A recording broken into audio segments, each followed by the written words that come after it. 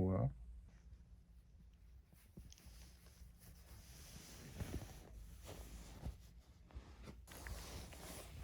아이고. 자, 몇 시인지 한번 볼까? 오늘은 너무 일찍 가지 말아야지. 밥 먹으러 가자.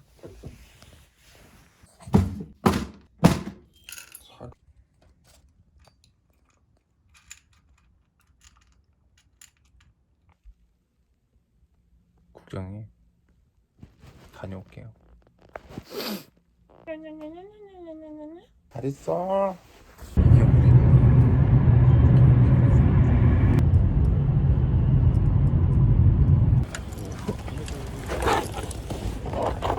안녕히 가세요. 뭐야? 법원은 왜 이렇게 다 불이 켜져 있어? 왜 켜져 있는 거지? 법원에서 이거 타고 다녀도 되나?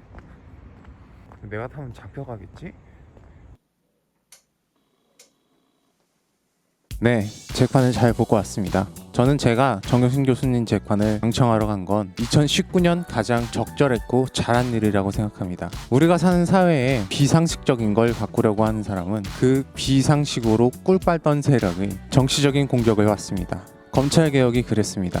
그런 공격의 관작용으로 조국 법무부 장관뿐만 아니라 그 부인 정경심 교수님에 대한 기소와 구속, 여기까지는 전 국민의 관심이 있었습니다. 그러나 재판은 좀 다릅니다. 재판은 길고 지루하고 어렵고 복잡해요. 아침 10시부터 시작해서 저녁 6시에 끝나는 재판을 처음부터 다 보고 보도하는 언론사는 없습니다. 기자들이 잘못됐다는 말은 아닙니다. 법원 출입 기자들은 기자 출입증을 목에 걸어야지 노트북을 쓸 수 있습니다. 그럼 기자들은 재판에서 발언하는 변호사, 판사, 검사의 모든 이야기를 노트북에 글로 씁니다. 전부 다 씁니다. 재판을 보는 게 아니고 받아쓰기를 해요. 그럼 실제로 그 재판의 분위기, 판사의 표정, 검사의 말투, 이런 사소한 인간들끼리 어떤 상황을 관찰하지는 못합니다. 말만 옮길 뿐이에요. 그리고 이렇게 모든 걸 다 받아쓰기 하다 보니 2시간 이상 타이핑하기 힘듭니다. 그래서 기자들이 중간중간 서로 교대하면서 받아쓰기를 해요. 재판 중 기자들이 나갔다가 다른 기자가 들어와서 받아쓰기를 이어합니다.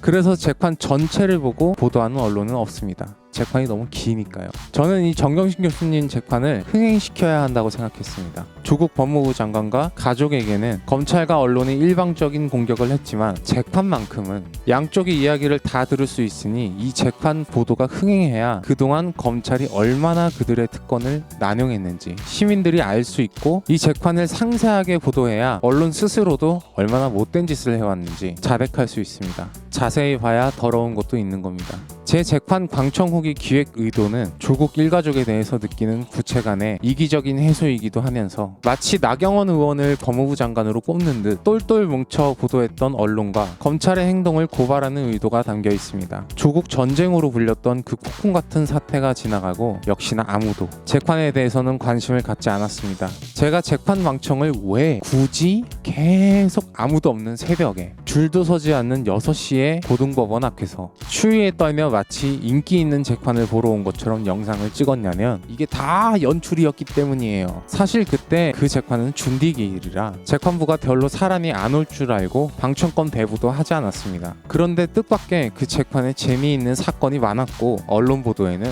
5분 만에 끝난 싱거운 공판이었다 라고 몇 줄 나왔지만 검찰이 변호인단에게 증거자료도 주지 않고 이름을 전부 ABC들을 써서 줬다는 사실이 있었습니다. 재판할 가치도 없다고 했던 송인건 판사의 말도 보도하지 않았습니다. 운이 좋았습니다. 이제는 정말 새벽에 안 가면 못 보는 인기 있는 재판입니다. 2020년 1월 31일 재판에는 변호인단의 사모펀드 건에 대한 서중조사, PPT 발표와 검찰의 PPT 발표가 차례로 있었습니다. 말이 어려워서 그렇지 그냥 대학생들 하는 PPT 발표랑 똑같습니다. 교수 대신 판사님이 그걸 듣고 판단한다는 점만 다를 뿐입니다. 변호인단의 발표를 들어보면 그동안 왜 검찰이 그렇게 증거의 이름을 지웠는지, 그리고 계속 증거를 안 주려고 했는지 알 수 있습니다.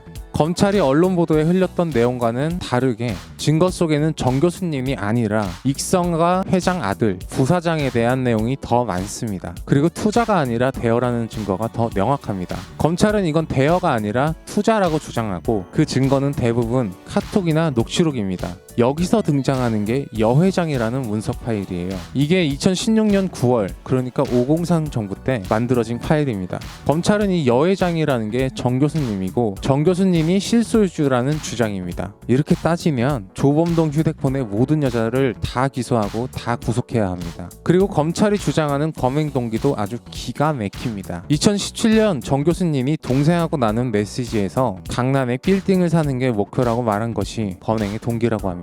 강남의 빌딩이 비싸니까 빌딩을 사려는 목표를 달성하려면 주가 조작에 적극적으로 가담해야 한다는 논리입니다. 주식을 하면서 강남에 빌딩 사고 싶다고 문자 기록이 있는 분들은 어서 감옥 가기 전에 몇십 년 전에 했던 말도 거짓이었다고 아주 적극적으로 해명하셔야 합니다. 지금이라도 주가 조작의 주요 동기가 되니까요. 이 코링크 피, WFM, IFM, 익성, 레드펀드, 블루펀드 복잡했던 사모펀드 사건은 이번 재판에서 나온 증거들을 보니 너무나 간단한 사건이었습니다. 2015년 정 교수님은 동생과 함께 10억여 원을 조범동에게 빌려줬고 이자를 받았습니다. 2017년 남편이 민정수석이 되자 그 10억을 돌려받고 남들 다 하는 부동산 투기 안 하고 사모펀드에 투자했습니다. 검찰은 2015년 돈을 빌려준 것과 2017년 사모펀드 투자를 섞은 겁니다. 정 교수님이 실소유주라고 주장하는 증거가 고작 메모 한 장인데 조범동과 익성 관계자 둘이서 쓴 메모에 대충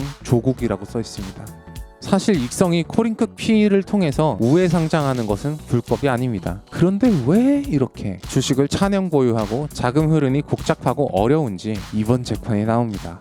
포스코의 반대로 익성을 숨겨야 했다는 내용이 나옵니다. 이건 왜 그런 거냐 하면 코링크 PE가 2차 전지를 만드는 회사인데 포스코가 똑같은 종류의 2차 전지를 만드는 회사였기 때문입니다. 라이벌 회사가 커지는 걸 원치 않았던 사람이 익성에 있었던 것 같습니다. 그러니까 이 사모펀드 건이 복잡하고 어려운 모든 이유가 익성이 2차 전지 산업으로 우회 상장하는 것을 포스코에 숨겨야 했기 때문입니다. 그런데 언론에는 이 중요한 이야기가 단 한쪽도 안 나옵니다. 재판부는 조국 교수와 재판 병합을 기각했습니다. 그러자 갑자기 고용곤 반부패 수사 2부 부장 검사가 갑자기 일어나서 항의합니다. 이게 왜 그런 건지는 저도 잘 모르겠습니다. 하지만 심각하게 항의했습니다. 그리고 지난번 재판에서 요구했던 그놈의 동양대 총장 직인 파일이 나온 컴퓨터의 포렌식 파일을 변호인단이 가둘 수 있게 되었습니다. 이 컴퓨터에 도대체 뭐가 나올지 흥미진진합니다. 그리고 정 교수님의 구속이 계속 보류돼 있는데 그건 아마도 2월 7일 판사 인사이동이 있으니까 인사이동 전에는 공소장 변경 불허했다가 검찰 고발당하고 수사당한 것처럼 큰 결정을 하기 부담스러운 것으로 보입니다. 이날 재판을 기다리는데 누군가 제게 물었습니다. 혹시 기획이 아니죠? 아무런 대답도 하지 못했습니다. 고양이 뉴스 원재윤이었습니다. 안녕!